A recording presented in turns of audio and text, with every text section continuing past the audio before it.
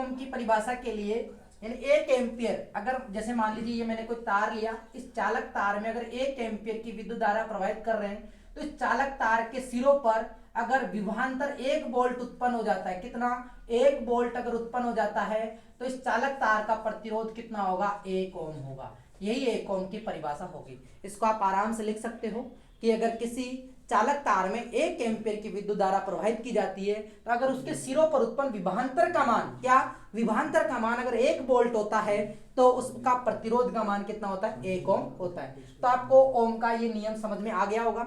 ओम के नियम में आपसे ग्राफ पूछा जाता है कि V और I के बीच में क्या ग्राफ होता है, तो ध्यान से समझना, V और I के बीच में क्या ग्राफ होता है। V ये रहा और I ये रहा, आप यहां लिखेंगे।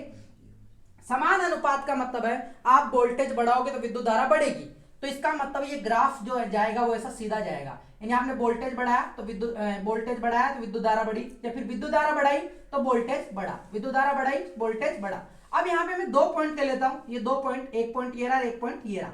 अगर आपसे ये पूछ लिया जाए कि जो इसकी ढाल जो है, यानी अगर आप ग्राफ खींच रहे हो विभवांतर और विद्युत धारा में, तो इसके जो ढाल है, इसको अपन ढाल बोलते हैं, क्योंकि ढाल है ये क्या है, स्लोप, स्लोप होती है फिसल पट्टी जैसे ढाल होती है, तो ढाल बनाते हैं। इस ढाल को क्या कहेंगे, तो देखिए इस ढाल को, यानी इस लाइन को, यहां से आप डॉट डॉट लाइन खींचो, यहां से डॉट डॉट लाइन खींचो, ये मान है आई का और ये मान है वी का, ठीक है। आप इसका मान निकालने जा रहे हो, तो टेन थीटा से आप यहाँ पे आर बराबर क्या फॉर्मूला बन के आएगा, वी बटा आई, क्या आएगा, इससे आप ट्रिग्नोमेट्री का नियम लगा लेना, v बटा आई आएगा।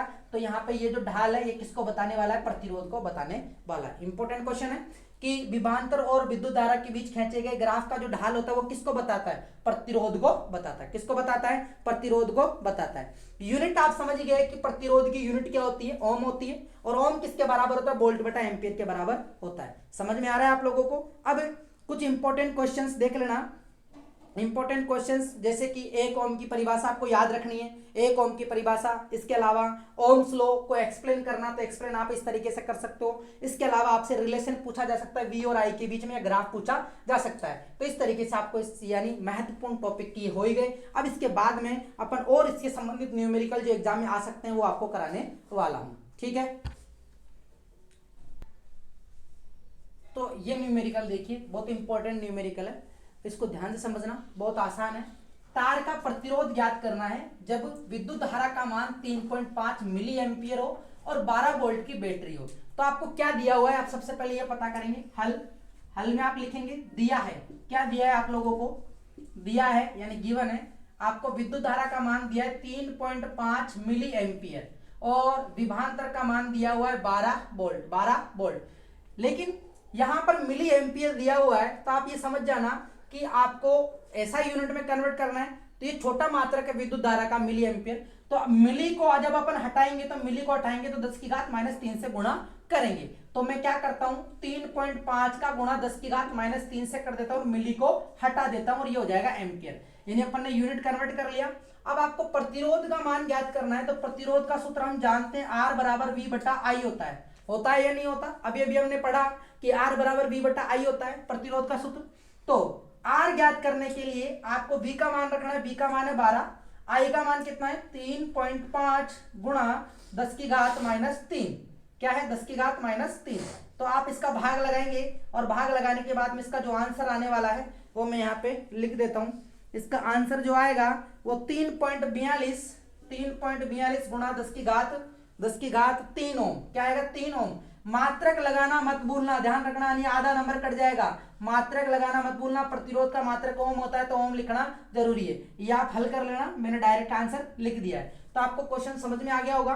प्रतिरोध कैसे निकाला जाता है, अगर यहाँ पर धारा का मान कुछ और दे दे, वोल्टेज का मान कुछ और दे दे, तो भी आप कर सकते हो, क्योंकि आप लोगों को सूत्र पता है। अगर आपको सूत्र नहीं पता तो आप कुछ नहीं है, क्योंकि सूत्र ही सारे न्यूमेरिकलों की जड़ होती है। अगर आपको सूत्र आते हैं तो आप न्यूमेरिकल बहुत आसान तरीके से कर सकते हो। जैसे कि आपने देखा यहाँ पर केवल सूत्र में आपको मान रखना था, तो आपको घबराने की जरूरत नहीं है। आपके बोर्ड एग्जाम में सूत्रों से संबंधित ही प्रश्न आने वाला है, या तो थोड़ा सा घुमाया जाएगा, जो आपको मैं बता दूंगा कि किस तरीके से आपसे क्वेश्चन पूछा जा सकता है, मैं आपको करवा भी रहा हूं। नेक्स्ट क्वेश्चन इसके बाद में एक और महत्वपूर्ण प्रश्न है, प्रतिरोध को कौन कौन से कारक प्रभावित करते हैं बताइए। तो प्रतिरोध को प्रभावित करने वाले जो कारक है उसमें पहला कारक है लंबाई। लंबाई, अब आप बताना लंबाई पर कैसे निर्भर करेगा प्रतिरोध।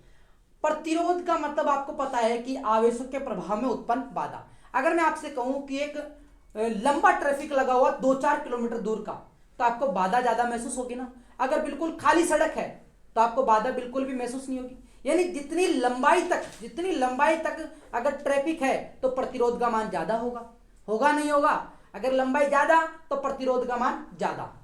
अगर ट्रैफिक बहुत लंबी दूरी तक तो बाधा ज्यादा होगी, कम दूरी तक है तो कम होगा। इसके अलावा प्रतिरोध का मान लंबाई के समानुपाती होता है। लंबाई बढ़ेगी तो प्रतिरोध भी बढ़ेगा, लंबाई बढ़ेगी तो प्रतिरोध भी बढ़ेगा। समझ में आ गया होगा आप लोगों को?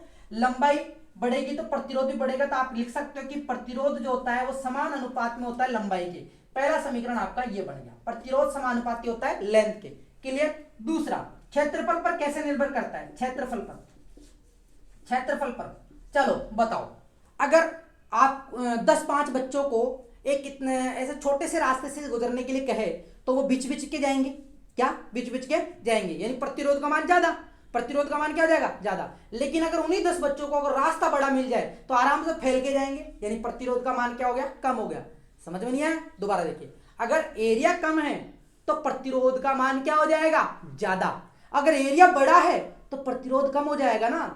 अगर मान लीजिए एक छोटे से रास्ते में से बहुत सारे साधनों को निकलना है तो प्रतिरोध ज्यादा होगा, बाधा ज्यादा आएगी ना। लेकिन अगर वही रास्ता बहुत बड़ा हो यानी एरिया बहुत ज्यादा हो तो आराम से निकल जाएंगे, तो प्रतिरोध का मान क्या होगा? कम। तो यानी उल्टा सिस्टम हुआ कि प्रतिरोध जो है वो व्युत्क्रमानुपाती संबंध रखता है क्षेत्रफल से। किससे? क्षेत्रफल से। किससे? क्षेत्रफल से। रोक।